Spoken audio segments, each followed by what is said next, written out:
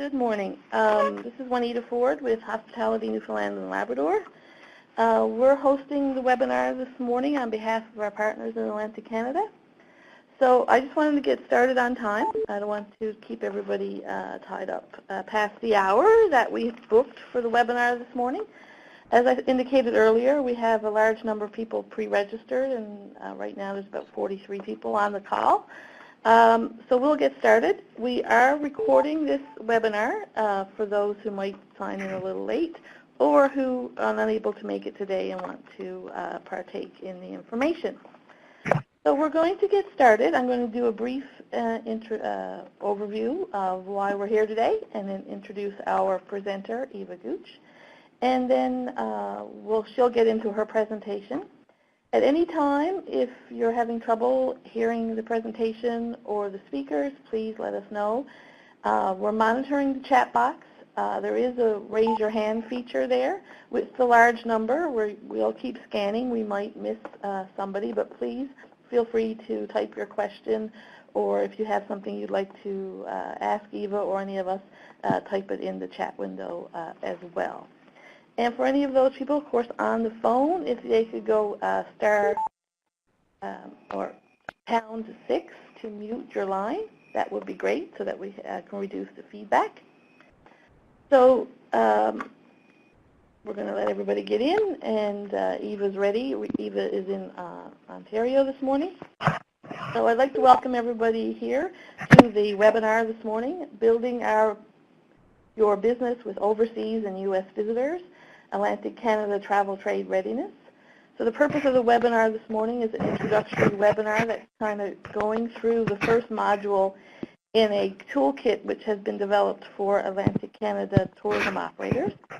The final product, the toolkit, will be available soon, and we'll get that out to you. But we wanted to give you an opportunity to get into some of this as regards to there's some activities coming up soon, Rendezvous Canada, and other travel trade opportunities in which you might want to partake in.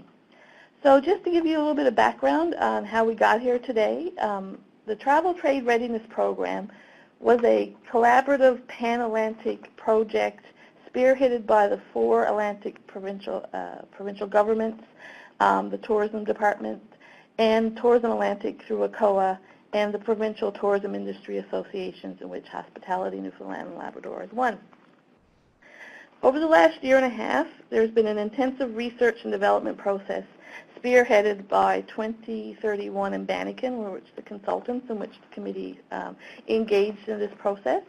There was a series of surveys, industry consultations, interviews with travel trade operators, tourism operators, and Destination Canada. The program will include, as I said, a toolkit that will help you determine if your readiness for the travel trade market. We'll also provide webinars that like we're doing today. There will also be a series of workshops throughout Atlantic Canada, and there will be opportunities for in-person mentoring with experts in the travel trade area.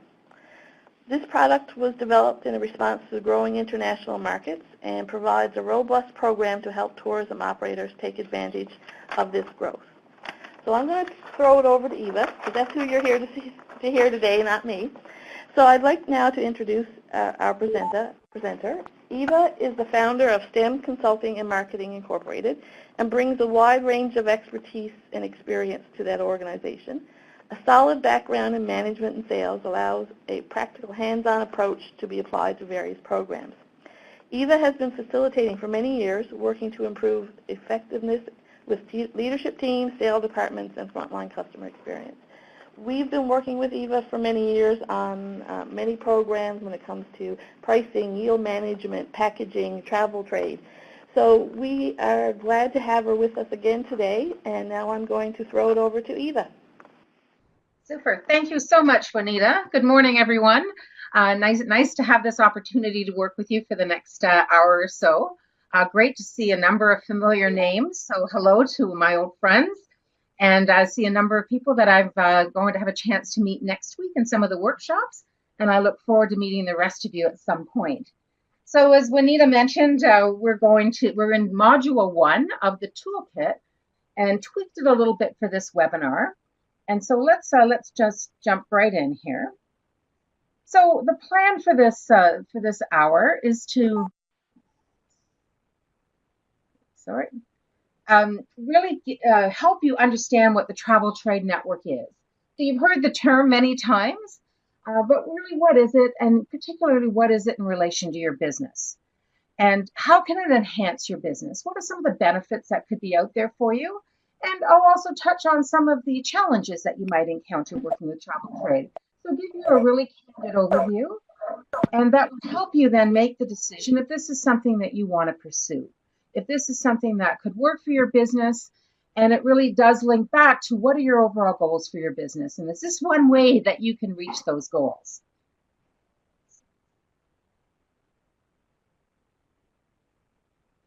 So Juanita talked a little bit about why the toolkit was developed. And so the areas of focus, and we'll touch on all of these in a little bit today. The actual workshop is a full-day workshop. This is an overview, enough to give you a really good understanding of whether this is a good fit for you. So we'll talk about market readiness, pricing and commissions, really important. How do they play out, and how does it work in relation to what you already have in place? That's something a question I often get. And how do I now look at this from a longer term strategy? And then the timelines are a little bit different. When you're working consumer direct, you can come up with a plan today or a strategy today to drive business very short term. It's a little bit different with travel trade. It's a longer term focus. It's part of a bigger picture. And then really looking at how that whole trade development piece works. And then how the communication piece works. It's a little bit different once again, because you've got a number of partners and everyone needs to have a good understanding of what's going on. And then how do you work with those different layers? So that's overall a very broad overview of the toolkit. The goal that Juanita mentioned is to really help leverage the opportunity of expanding international visitors into Atlantic Canada. I wanted to mention as well, it's, I'm a facilitator, have been for many years, as Juanita mentioned, and so sometimes it's a little strange just talking to a screen for an hour. So please give me feedback, jump in at any time. Happy to get your comments, questions, whatever you have. And I've got a few questions that I'm going to pose out to the group and hoping you engage with me on that. So let's start by taking a look at the difference between market ready and trade ready. So market ready, all the businesses with us today, the 61 of you that have logged on, are market ready businesses, or you support market ready businesses. If you're a regional tourism association or a DMO, provincial marketing organization, you're there as a support role. The rest of you are out there doing what you do best and getting customers into your business. And so it really means that you've got a business up and running. You've got all the appropriate things you need, like licenses and insurance and credentials to run that business. And you're out there attracting customers. You're attracting them so they can find you, or you're out there looking for them. And it's all good. You're up and running. So that piece is, of course, you have to start there. Travel trade is something you do down the line. So once you've got your business up and running, at least a year is usually what they say before you start venturing into travel trade. And so let's take a look here when we start talking trade ready. So with trade ready, it requires more of a longer term thought process. So there's things that you have to do and prepare. And if you want to get into travel trade, we're sitting here now in March of 2018. The earliest that you'd really be looking at attracting customers would be 2019. There's a few exceptions, as always, but in general, you're working 12 to 24 months out. So that's great news for you, because it's not a short-term fix. You've got lots of time to do the tweaks that you need to do in order to attract that international traveler. And so once you've got everything in place, and we'll go through what that takes, now you're ready to venture into this travel trade distribution system, which really means a number of partners all working together to get that end international traveler to your door. So we'll take a look at how those pieces fit together. And so we look at the importance of travel trade. You can't just go direct and market to that international consumer. Well, of course you can. And you'll have, depending on what channels you're using now and your social media presence and what you've been doing with past visitors from international countries, you will have impact in that marketplace. However, if you really want to look at a certain country or a certain area that you want to focus on that, you'll likely have far more success by engaging the travel trade because they have the relationships in place. So if you don't have those relationships in place and you're operating from overseas, it's sometimes tough to do that on your own. So these are partners here in place to help you with that. So I want to take a quick, I've got a few case studies in here, one from each province. So we'll start with the first one here, the Atlantica Oak Island Resort, and why they got involved with travel trade. So they wanted to capture, they really wanted to go after that UK and German market, big markets for Atlantic Canada. And so they reached out to Tourism Nova Scotia and said, this is what we want to do. And through that partnership and discussions, it was determined that they're ready to take that leap.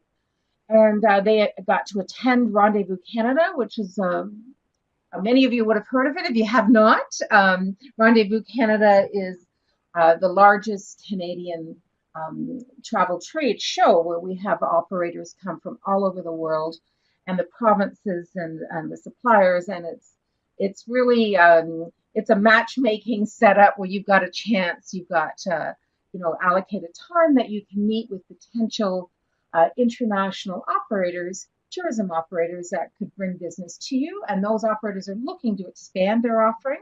So it's a great partnership. It's a win-win. So this resort attended that, and it worked out quite well for them. So while we're providing a tariff or commission, so yes, the rate that they would have got direct to the consumer was lower. There's no question there. But when you're working through the partners, you're not paying the same marketing costs that you would have in order to go direct. So we view it as a marketing investment, and that's how they viewed that. So that differential, that commission, and without the travel trade, we'd not be able to be in Europe. So recognizing that commission piece helps you from a marketing standpoint to attract customers that you really would be very difficult for you to attract on your own. So this is my question out to you, and please type away and give me your feedback. So some of you I know are already working in travel trade, perhaps looking at if there's any changes or what other markets you could go after. Some of you are looking at this from the first time. So if there are benefits that you've experienced, or if you're sitting here going, this is what I'm hoping to get by working to travel trade, please feel free to provide some feedback, and then we'll compare it with the benefits that the consultants came up with and that exist out there for operators all across the country. So I've got a few people typing here. So we'll just kind of take a look broadly. I mean, the biggest benefit is attracting customers that you couldn't get on your own. There's a whole number of others, and we'll take a look at that. Reaching our targets markets, which are hard to reach with a small marketing budget. So thank you very much for that, Ryan. Thanks for that feedback. Working with in partnership with your provincial marketing organizations and your DMOs. So collaborative effort and sharing that expertise and knowledge. Also working with Destination Canada, nice to see that there. Awareness, sales, and partnerships. So it seems we're all on the right path here. Tours booked 12 to 18 months in advance. So absolutely. So if you're looking at having a little bit of that safety net of knowing you've got business on the books well in advance, and that allows you to strategize your other business differently, that works too. So thank you so much. Please keep typing away. I'll reference back to them, but I'm going to move on to the next slide here. So I have one more case study here before we jump into that. What about, I'm just going to go back to a question here. What about social media like Instagram and Twitter? Yeah, you can absolutely use that to go direct to the international market. It will, you'll have some success of that. Of course, it's depending how strong your presence is there. When you start looking at partnering, those organizations, the tour operators, have strong presence in the markets, and they're using those channels as well. So you've got a chance to feed into that. So thank you for that, Coastal Cottages. Okay, so next case study here. So this is Roads to Sea Guided Tours. As a small operator, I just didn't have the time to focus on next steps around growth because I was busy trying to run my own business. And I certainly hear that. I've run lots of tourism-related workshops, and one of my fears is always that you invest this time in the workshop, and then you get back to your business, and you've had some challenges. You've got 500 emails.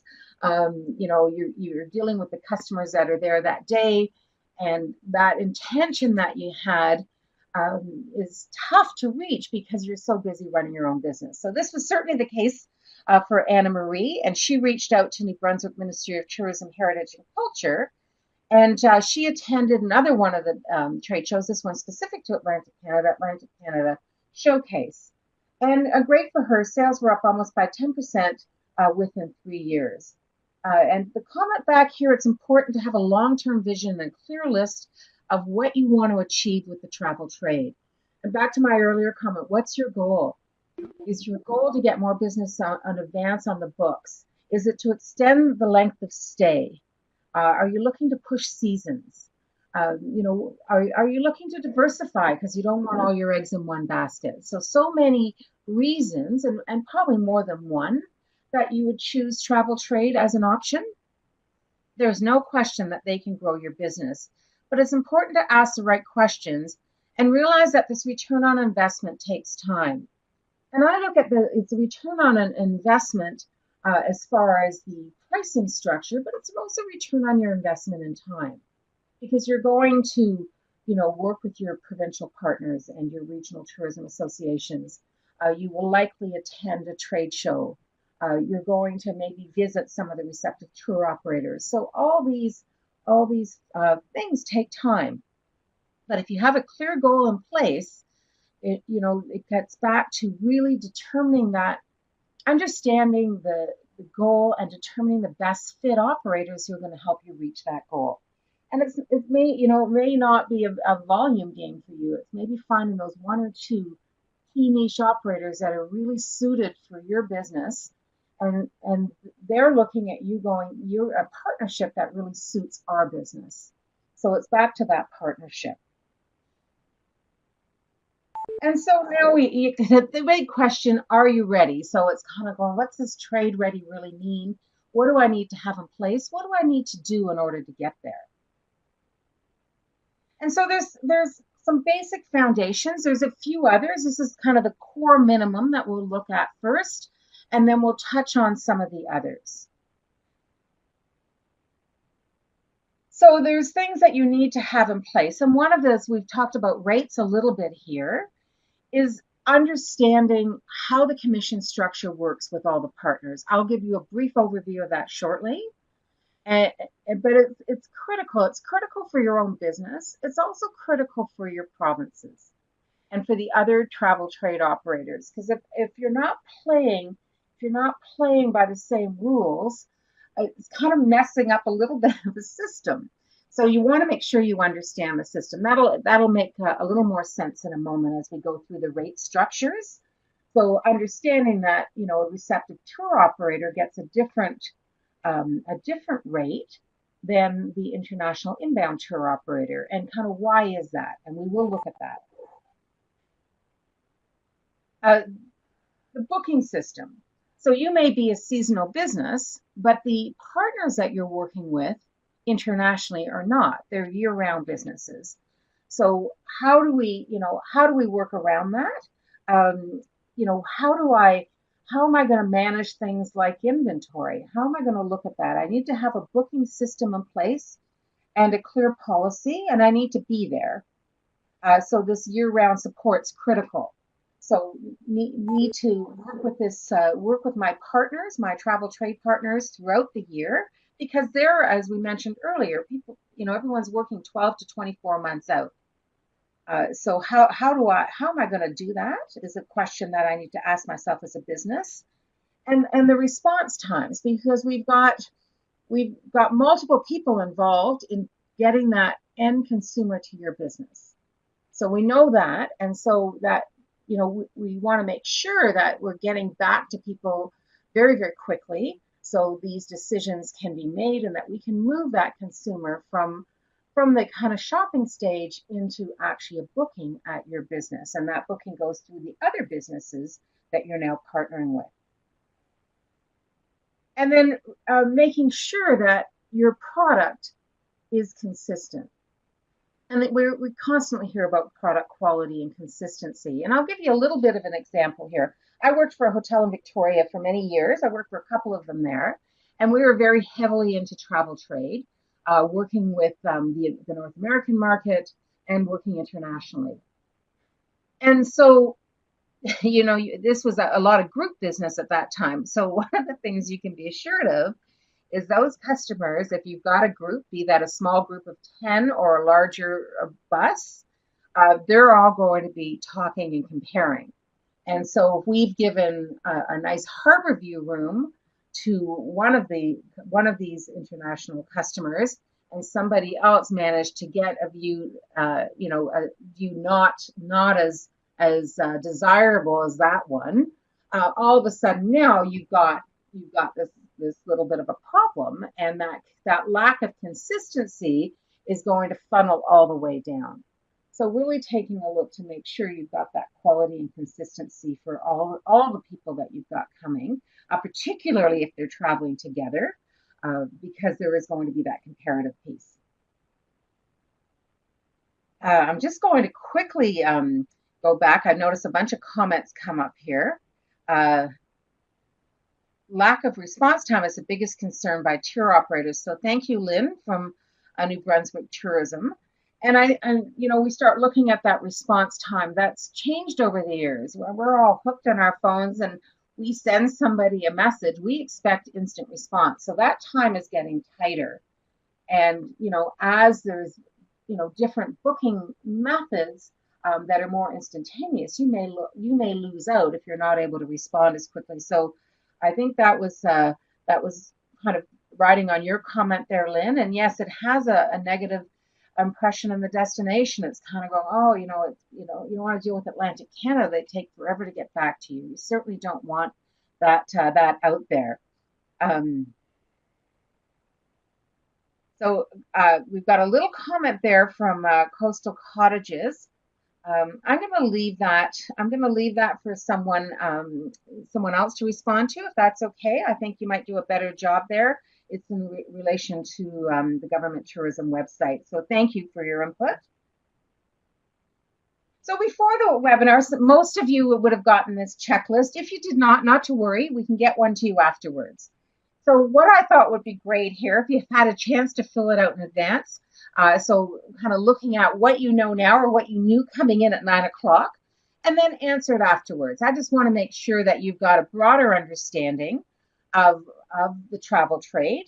And so as you look forward, it could be that this is something you want to pursue, or you've been looking at maybe taking advantage of some of the other programs that are related to travel trade readiness, that you've got enough information to make a decision. So I'm hoping that after this webinar, you're going to be able to answer yes to most of those questions.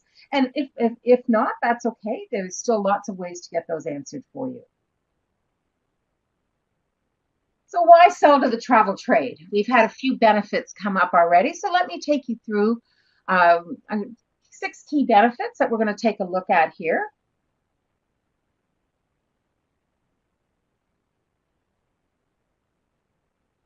So the first one we want to take a look at is an expanded distribution network.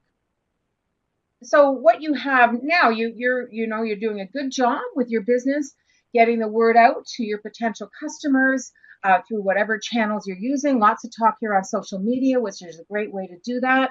Partnering with your provincial provincial government taking advantage of programs that your regional or destination marketing organizations offering, which is all great. What's going to happen here now is once you enter the travel trade, you're going to have a whole number of other partners getting the word out there for you.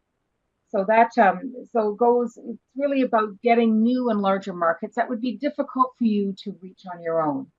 Again, doesn't mean that you can't reach them, but your likelihood and the amount of time you have to invest may not give you the return on your time invested that you're looking for. So this is one way to do that and really leverage that time factor. And I know that's a big one for all of you. Second one we'll take a look at here is repeat business. So repeat business here is going to look a little bit differently. It doesn't mean that that consumer that you got from Frankfurt is going to come back next year. Maybe they will. They had such a fantastic time, and now they're going to explore more areas in the region or other parts of your province, which is great. But what it really does mean, more so in this context, is that you've got a relationship now with a receptive tour operator or tour operator, and they sent you customers, which is great. And those customers came back, and they're now fans. They had a fantastic experience. They're fans of your business. They're fans of the destination. And that tour operator can now leverage that, and they're going to be more inspired to promote the region because of that positive feedback. So what it will mean is that they're now out promoting. So next year you're going to get new customers from that tour operator, that country, that region. So repeat business here is repeat from the receptive tour operator that's out there selling you. A couple more here we'll take a look at. A more predictable cash flow. So one of the advantages that came up on the chat was that you're getting bookings 12 to 18 months out. So that will help you as you're looking at overall revenue management strategy for your business. If you have business on the books well in advance, it shifts how you're going to sell. It might shift the amount of marketing dollars that you're actually going to spend. You may be able to taper some of that back.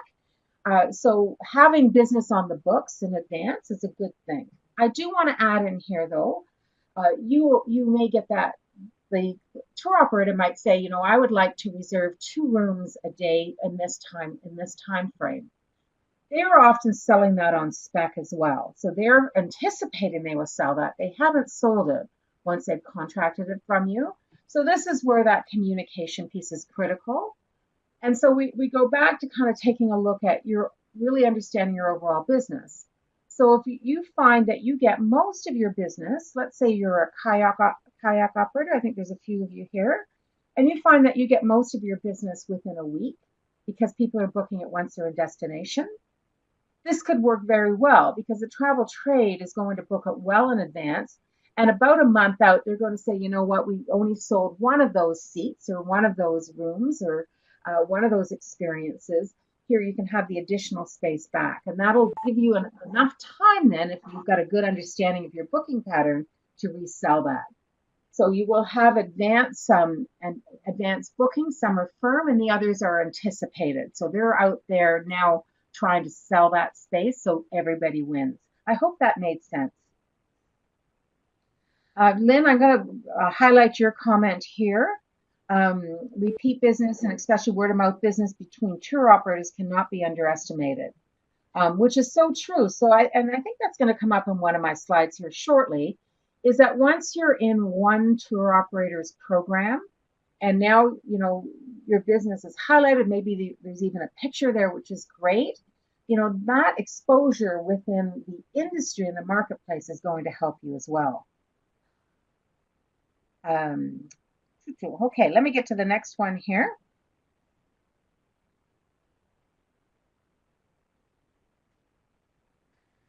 And so that's very much to what I was just mentioning here, is that, you know, now you're known to be a good partner, hopefully. And everyone wants to work with good partners, regardless of that financial exchange there. It's, you know, whether it's a supplier you're working with or it's a tour operator you're working with. And so as you get known in more programs, you're going to be, a trusted partner in that destination. And particularly if you're going after niche markets, there's something quite unique that you've got with the experience that you're offering. And now that word grows for you, which is fantastic. And so now you've got that word of mouth happening with the industry. So, but a tour operator, they're going to put their offering out to tens of thousands of their potential and existing customers. So your exposure grows quite quickly. So extended travel periods. So one of the things that most businesses find is that they've got peak nights, even within your peak season. So it could be that, your peak seasons are mid-June to mid-September, but you're always sold out Saturday night. So that makes it tough. I mean, you've got to figure out different ways to work around that. With the travel trade, that international customers not just coming to the destination for one night, they're going to be here for 1, 2 weeks or even longer. So that night they arrive isn't as critical to them because they've got 2 weeks to play in the region. So that's something that will work for you. The same with the seasonality. Looking for tour operators that are focusing on certain product that's maybe outside your traditional peak period. So pushing into those shoulder periods and working that piece of it. So changing really shifting that high pressure point around a little bit. And the last one we'll take a look at here is the risk. So I've got a little story here again. It's from the other coast. This is one of my days in Victoria. And I remember I was working with, I was sitting on the destination marketing committee, and someone brought up the question, well, what happens if the US business went away? And we were kind of looking, well, that would never happen. Well, it did happen. I mean, you have economic, hard times, which the world went through, in particular the US. You've got fluctuating currency rates. You've got safety, international safety. You've got lots of factors that can impact your business. So if you have all your business dependent on one market, it's a little bit risky, because what happens if something impacted that one market? What are you going to do now? Now you've lost, in our case, the US market was a big scramble to find new customers. And when you've now hit that scramble point, there's always a time lag. So in here, diversifying, I've just seemed to have lost my screen here. I just want, someone's shared a whiteboard with me. So when we're diversifying our market mix, it's less risky for you overall. So to make sure that you don't have all your eggs in one basket. So if they, all of a sudden US market's a little off, but it's having a very positive impact in Europe, and you've got already foundations laid there, that's going to help you. It's going to help you with this risk mitigation. So I know some of the questions are coming up. I hope everybody's with me. We're about halfway through. So I'll just continue on. Again, if there's any questions after the fact, or if something I said didn't resonate as for you the way I'd hoped, just please let me know. Your provincial partners and DMOs are also on the line here and can certainly help you as well. So here's a quick view. You've heard me use some of these terms already. So the consumer we all know about, that's on one end, and you're on the other end. You're the supplier. So working that channel direct is something I'm sure you already do quite well. And so now we have 3 partners, and 3+ in the middle here. So we have the retail travel agent. So that could be your traditional travel agent, still alive and well, and particularly when we start looking in Europe, that relationship with the travel agent is still very healthy. Of course, what's happened is this whole shift into an online travel agent. And so some of the retail travel agents have an online presence. So that's one focus. And then you have your kind of true hardcore OTAs. And what example of an OTA, and I'm sure some of you use them regularly when you travel, would be Expedia. So they operate quite differently. And the commission structure changes here a little bit too. We'll touch on commissions in one moment here. And then we have our international inbound tour operator. So this is the tour operator located in the country where the consumer lives. So this would be an international tour operator, inbound tour operator, for example, out of Germany. And so that tour operator sends small groups or individual travelers to Canada. So they may work direct with you, or they're going to work through a receptive tour operator. So the receptive tour operator is usually based in the receiving country. I say usually, there's a couple of North American receptive tour operators that they cover the whole continent, but in general, you will find your regional receptive tour operators, so those based in Atlantic Canada or those based in Canada. And that receptive tour operator often specializes in one or more countries. So you may find that you have your Asian inbound tour operator. It could be one dealing with Japan. They would deal primarily with the Japanese market. They may have one or two other Asian countries they work with. You will have others that they specialize in Australia, or they specialize at maybe a couple. They've got Europe and Australia. But in general, there is a country link to that receptive tour operator. In general, there's always exceptions. So when we start looking at who's who, let me give you a little bit of a description here. So supplier, we figured out. The receptive tour operator, and it's important to note here that in Atlantic Canada, 90% of this overseas trade business comes through receptive tour operators. So if you're looking to start, including travel trade, international travel trade, as part of your overall business strategy, working with receptive tour operators is key. You want to start there. It doesn't make sense to go after directly that tour operator in Frankfurt when you have receptives within Atlantic Canada who already have relationships with that tour operator. So, really working that channel. The international inbound, as I mentioned, they tend to be from the country of origin. They may cover a couple of countries, but they are based close to where that consumer is traveling from. And they often, they work direct in some cases, of course, but they often work through receptive tour operators, and it looks like particularly for Atlantic Canada. And so once they, really establish themselves in a market, they may then have the relationships on their own with the supplier and may look at then coming up with a direct relationship. But in general, the receptive is where you want to start. And then we have these the travel agents, as I mentioned, and the online travel agents. So the traditional travel agent, it often is more relationship based. So there could be, I use the example of the Schmitz out of Frankfurt, and they've been working with their travel agent for 20 years, and that's who they're going to go to. That travel agent is now going to, talk to them about their travel plans and say, you're going to Atlantic Canada, how fantastic. I was there on a fam trip a year ago. You're going to love it. And the glossy brochure that they provide to the Schmitz has likely been produced by the local international inbound tour operator. And that tour operator has bought the space direct or through the receptive tour operator. I've got another image here that might make this a little clearer. Oops, sorry. So here we have the supplier, that's you at the very top, and we've got lines back and forth with your provincial marketing organization. They're your partner. They're your partner regardless of whether you're working with travel trade or direct or looking at other markets that come into your region.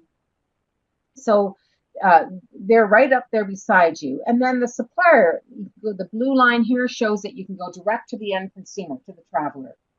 You can work through a travel agent or international inbound tour operator. It could be a partnership there. It could be an and or, and they're going to come to you direct. But in Atlantic Canada, it's the boxes in the purple that are the more traditional route currently. So the traveler, we're going to start at the bottom. As I said, the traveler goes to their travel agent, who they've been working with for 20 years, who hands them a brochure that was created by the tour operator. And that tour operator found you because of your relationship with the receptive tour operator, and that's how you got included in that brochure. So let's take a look at pricing here. I know that's always a big consideration for everyone. Is kind of, what does this mean to me financially? I've got a couple of questions here. Duncan, thank you. As a receptive tour operator, we'd like to find out what is new in the marketplace. It's easier to have suppliers. I just lost you here. Suppliers contact us if they might have something new, which is great. I'm going to digress slightly here. Your provincial marketing organization is at all the big trade shows, and they're meeting with the people they have known for years. And it's always great when you're meeting with someone you've known for years to say, we have this fantastic new product experience to offer you. So they want to know, who's travel trade ready. You've hopefully been partnering with them all along, and that they can then bring this new fantastic experience to the receptive tour operator and tour operators, so it can be included in the tariffs and brochures. Okay, so I'm going to continue on here. Lots of discussion, which I love that. Thank you so much. So when you're selling direct to your end consumer or the traveler, there's very little commission involved. I'm going to say very little. Some of you may have an online booking engine that takes a small fee or a transaction fee. You might have events that you're selling to travelers as well as your local customers. And for example, being on Eventbrite or something like that, there's a transaction fee. But in general, there's no commission incurred here. On the other side, there is absolutely commission involved. So if you're working through these partners, so the receptive tour operator is a viable business. They are in business. They need to make money. The tour operator as well. They have staff and offices and all kinds of costs as well in order to get that information out to the traveler direct or to the travel agent. So everyone here needs to make a piece of that, of the end dollar amount here. However, it is offset by marketing costs. So you're not producing the fancy glossy brochure that the Schmitz picked up in Frankfurt. The tour operator produced that. And the tour operator put your image in there, and they put destination images in there and content. So they're selling you in the destination. So that offsets the marketing costs you would generally have. I just want to look at one case study, and then we'll break down the commission structure here. And so I don't know if Anchor Inn's on the phone today. If you are, hello. The comment here is that Anchor Inn quickly realized that the right partner is not always the cheapest or highest volume partner. So it's back to finding that right fit partner. So it's about relationships, have the high value customer for them. So that's who they were looking for. They weren't looking for huge numbers. They were looking for the right customer at the right time, and found that through travel trade. Anchor Inn's travel trade partner know them and their products well and sets accurate expectations for the visitor. So that's critical as well. The visitor has an expectation based on the information that they got from their travel agent, who got that information from the tour operator, who got it from the receptive. So making sure that that is all aligned is critical, so that at the end of the day, that customer's expectations meet with what they envisioned when they first started looking at the destination. They look at the destination first, and then they're looking at the accommodations, activities, experiences. Their guests are a good fit for their product, allowing Anchor Inn to deliver high quality experiences or experience to happy visitors. So it's really about that right fit. I think I've said that word a lot in this 45 minutes. It's so critical. So the retail rate, it's what the consumer pays. And so when we start looking at what the consumer pays, in order to ensure that this whole distribution channel is safe and sound and working well, the consumer should not be able to find a lower rate than what they paid through travel trade. If they do, the entire system breaks down. If they do, you're probably also in breach of contract, because you would have signed a contract saying that you would not offer a lower rate out in the marketplace to what you've given the tour operator or the receptive tour operator. The commission is a percentage off the retail rate, pretty straightforward. And that's also, if you look at that as your marketing investment versus a cost, it shifts it. You know, your cost of having to go direct to find that traveler from China or find that traveler from Germany is very high. So this offsets that, and it's much lower than what you likely have to pay if you went direct. And so the net rate is really the retail rate less the agent, tour operator, and RTO commission. And so generally, when in the industry, the receptive tour operators and international inbound tour operators are working with the terminology net rate, and often travel agents are looking at a commissionable rate. It's all the same thing. It's just terminology that's frequently used. And so in here, we start looking at the receptive tour operator. We have a range here. It varies. It varies slightly by destination. If you've got a destination that's in huge demand, and there's some like that here in Canada, the commission structure is going to be different. We've also seen shifts where outside of the contract, the rates may vary as well. So if you're looking for additional space, the international inbound tour operator is 15 to 20%, and the retail travel agent 10 to 15. And the OTAs here, because they have such strong presence to drive such high numbers, their commission rates are quite high. But we talked about travel trade, it's a longer term focus. I'm going to say that with the exception of the OTAs. I mean, those of you that are already working with Expedia or other large OTAs know that if you have all of a sudden you found out a convention has not come through the way you'd hoped, and you've got a whole number, I'm going to use guest rooms here, available, you can contact your OTA and through a commission structure, shift your positioning online, and you can drive business for next week. So the OTA channel works a little bit differently, as does their commission structure. I wonder whether you have any advice to manage competing demands of OTA and travel trade for lowest rates. That's a really great question, David. You are in a position where you have a rate parity contract. A rate parity means that you've agreed not to undercut your OTAs, and so it makes it very challenging because they don't want to find out that the consumer can get it less. The only way that I know in there is through, I'm going to digress here slightly, is an opaque site. So opaque site like a Priceline. So a Priceline, if you decide you would like to fly to New York for the weekend, you can go on Priceline and you can actually bid, but you don't know where you're staying. So you can say, I want a four-star hotel with a swimming pool close to Times Square. You give your credit card and they come back and say, congratulations, you're staying at the Hilton. So that's the only way that I know of to circumvent the contracted rates with the OTAs and travel trade. I don't know if that helped. And you're absolutely right. They have the term I remember when I was working for a large hotel group was their integrity teams. They're out there checking. They're out there checking to make sure that their partnership and your commitment to them is intact.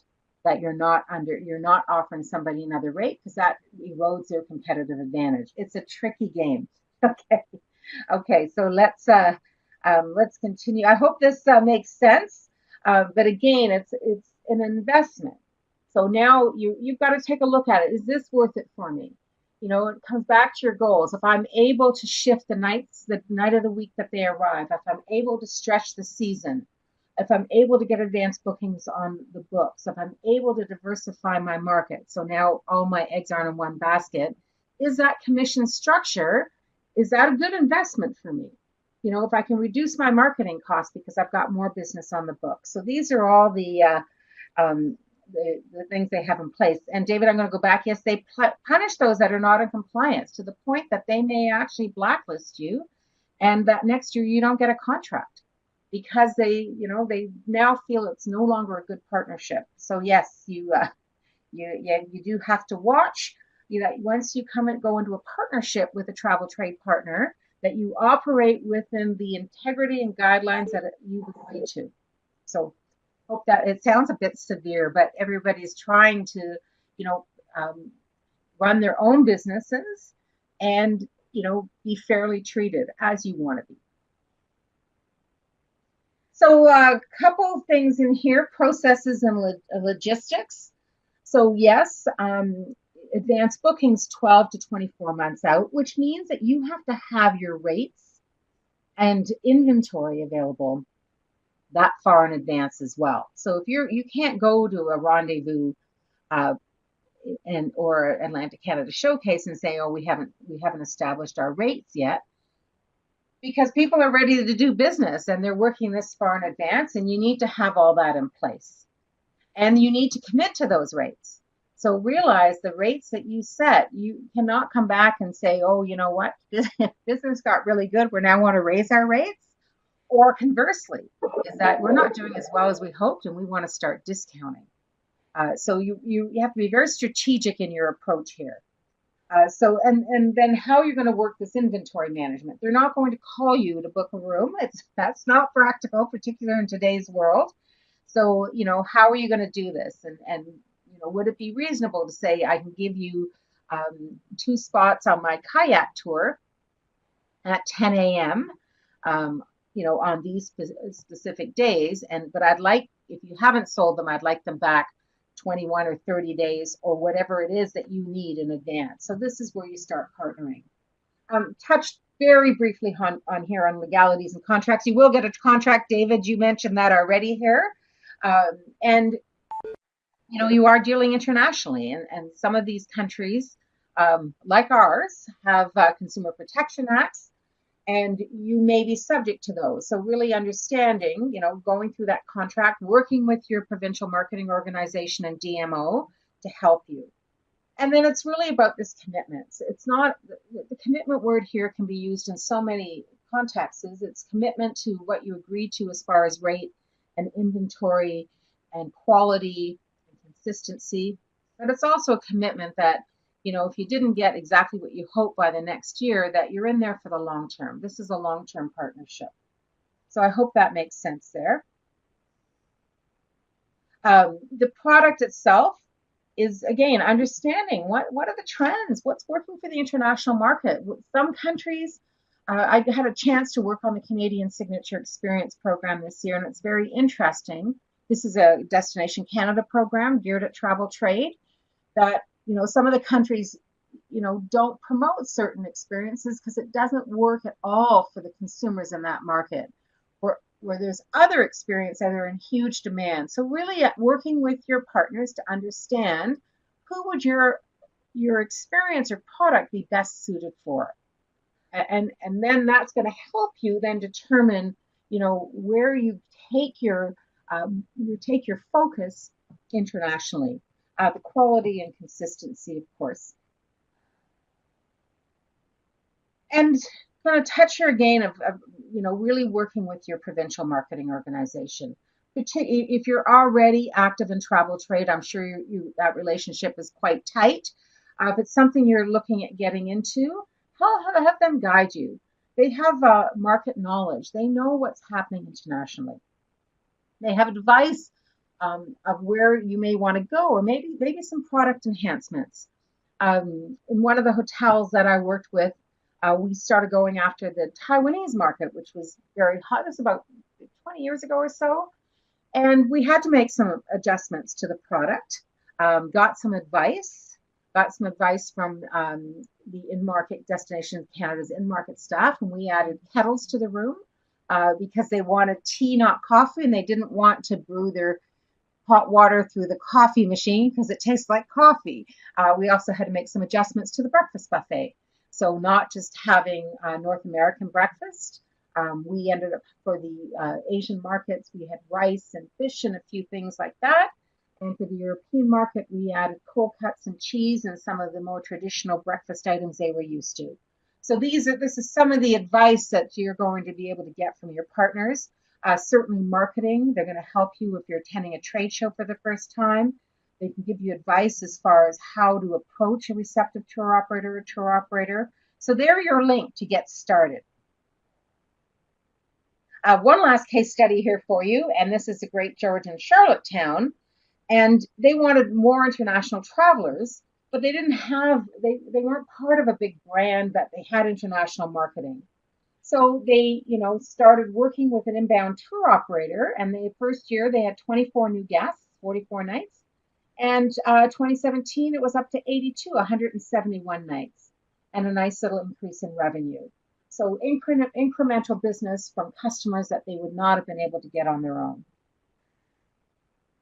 And so we're just a few minutes away here.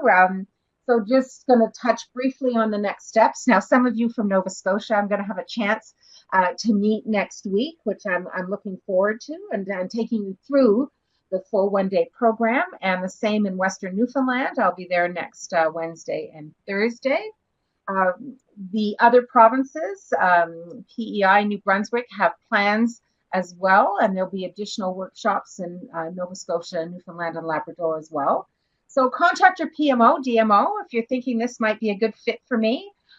We're going to I gave you an overview here. We're going to take a deeper dive, and we're really going to take a look at your business and how it relates to travel trade. So on that note, I want to thank you. 67 participants, that's pretty cool. Oh, one just lost, sorry about that. Pretty cool. Thank you so much for all your input. Great morning. And Juanita, I'm going to pass it back to you. Thanks, Eva. That was a great webinar. Lots of information. As you know, there's lots and lots of information to delve into, but this was just an introductory piece to get people thinking about if they wanted to work with travel trade. Before we sign off, there's still a bunch of people typing, but if anybody has any last-minute questions they'd like to have answered, David, you've raised your hand. Please feel free to type or speak if you like. Thank you. Lots of thank yous. Thank you so much for that. Always nice to get the feedback. Yeah. Okay. So many people. But is there? Oh, we've got one here. Is there a list of tour operators? Sure. David, what province are you in? And make sure that the provincial representative reaches out to you with that list. Nova Scotia. Okay. Well, Jennifer, number there. Anybody from tourism? There she is. Jennifer, you can reach out to David and make sure he gets the list that he needs. Oh. All right. Lots of stuff there. As I said, feel free to contact any representatives from the provincial tourism offices that are here and our DMOs and us at the Tourism Industry Associations. We have recorded today's webinar. We will provide a link to our participants in a couple weeks once we get it edited. And so I'd like to thank everybody for attending. I will give one more shout out if anybody wants to ask the last question. If not, I will end the webinar for today.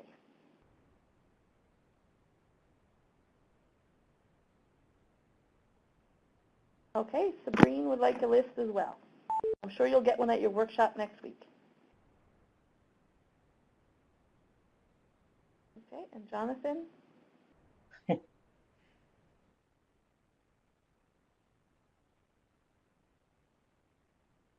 All right, everyone. Thank you for joining us today, and have a great day and a weekend coming up, I think. Thank you very much. Thank you. Bye now.